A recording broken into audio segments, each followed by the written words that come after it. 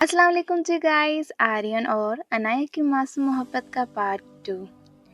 Student से class भरी हुई थी। अनाया और साद एक बेंच पर बैठ के प्रोजेक्ट और एग्ज़ाम की बातें कर रहे थे।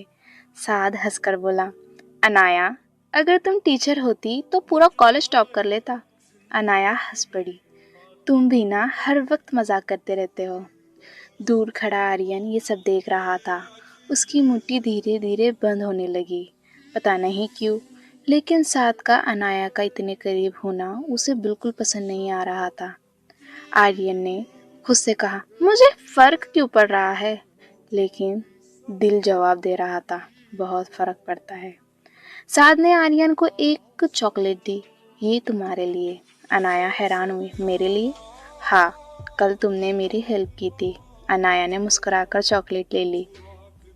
ये मंजर आर्यन से बर्दाश्त नहीं हुआ। वो फौरन उन दोनों के पास पहुंच गया। तुम दोनों यहाँ क्या कर रहे हो? अनाया ने भवें ऊपर करते हुए कहा, आपको क्या प्रॉब्लम है? कोई प्रॉब्लम नहीं। तो फिर आप यहाँ क्यों आए हो? मैं कॉलेज में घूम भी नहीं सकता क्या? साद हंस पड़ा, शायद किसी को जलन हो रही है। आर्यन ने गुस्से से उसकी तरफ देखा, किस बात की जलन? साद बोला, वही जो तुम छुपा रहे हो। अनाया दोनों को हैरानी से देखने लगी। तुम दोनों बच्चों की तरह क्यों लड़ रहे हो? आर्यन ने फौरन जवाब दिया, मैं तो नहीं लड़ रहा हूँ। अनाया ने हंसी रोक कर कहा, बिल्कुल नहीं। साथ हंसने लगा और आर्यन को गुस्सा और बढ़ गया। उस दिन के बाद आर्यन ने फैसला किया कि वो अनाया से दूर रहेगा, लेकिन दूर रहना इतना आसान नहीं था। जहाँ अनाया होती वहाँ उसकी नज़रें खुद चलकर पहुँच जाती। एक दिन लाइब्रेरी में अनाया अकेली बैठी नोटिस पढ़ रही थी। आर्यन ने सामने वाली टेबल पर बैठ गया। अनाया ने देखकर फिर नज़र हटा ली। 5 मिनट गुजरे, 10 मिनट गुजरे, 15 मिनट गुजरे। आखिर अनाया ने पूछ ही लिया, अब मुझे देख क्यों रहे हो? आर्यन चौंक गया, मैं तुम्हें नहीं देख रहा हूँ। तो फिर दीवार को देख रहे हो? आर्यन चुप हो गया। अनाया हंस पड़ी, पकड़े गए ना? आर्यन ने किताब बंद कर दी।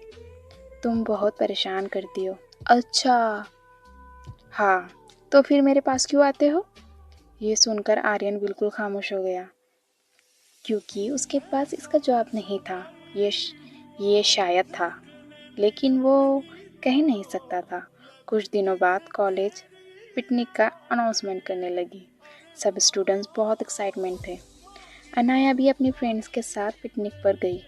बस में सब गाने और मजाक कर रहे थे। अनाया खिड़की के पास बैठी थी। तभी किसी ने उसके बगल वाली सीट पर बैठकर कहा, हेलो। अनाया ने देखा, आर्यन था। आप यहाँ? हाँ। पूरी बस में और कोई सीट नहीं मिली?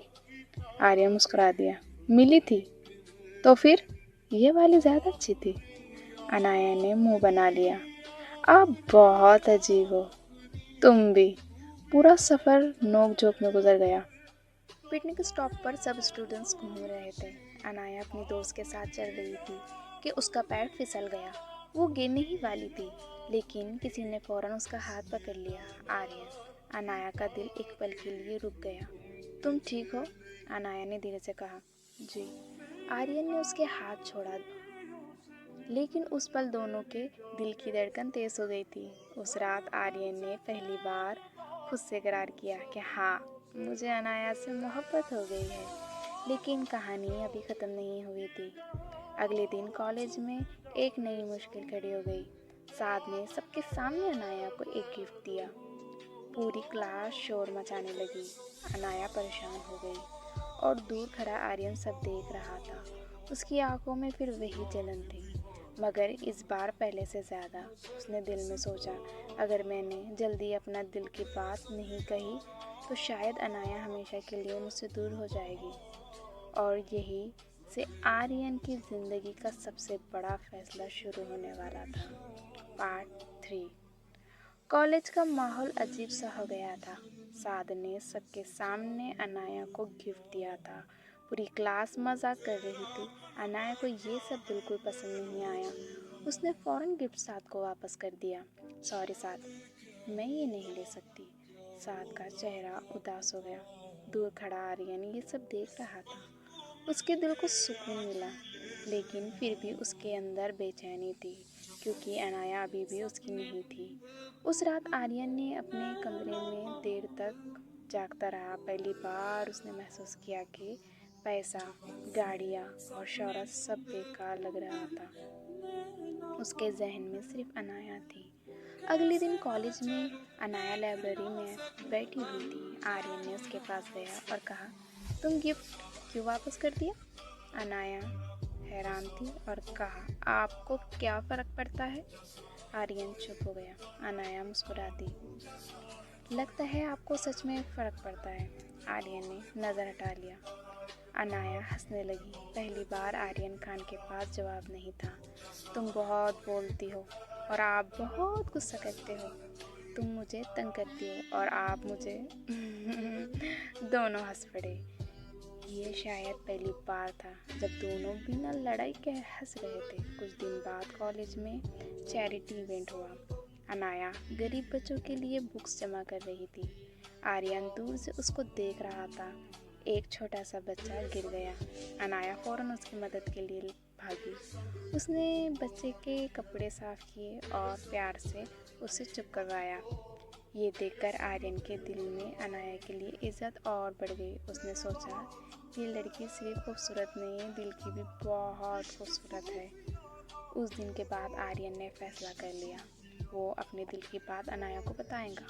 लेकिन किस्मत को कुछ और मंजूर था। एक दिन अनाया कॉलेज नहीं आई, फिर दूसरे दिन भी नहीं आई, तीसरे दिन भी नहीं आई। आर्यन परेशान हो गया। उसने पहली बार महसूस किया कि अनाया के बिना कॉलेज कितनी खाली लगता है। आखिर उसने अनाया की दोस्त से पूछा, अनाया कहाँ है? उसकी अम्मी हॉस्पिटल में है। ये सुनते ही आर्यन के चेहरा बदल गया था। शाम को वो हॉस्पिटल पहुंच गया। अनाया कॉरिडोर में बैठी रो रही थी। आर्यन ने पहली बार उसे इतना उदास देखा था। वो धीरे से उसके पास बैठ गया। अनाया ने आंसू भरी आंखों से देखा। आप यहाँ? हाँ, अनाया कुछ नहीं बोली। आर्यन ने कहा, सब ठीक हो जाएगा। पता नहीं क्यों, लेकिन उस वक्त आर्यन की बात सुनकर अनाया को तसल्ली मिली। कुछ देर बाद डॉक्टर ने कहा, अब पेशेंट खतरे से बाहर है। अनाया ने सुकून की सांस ली।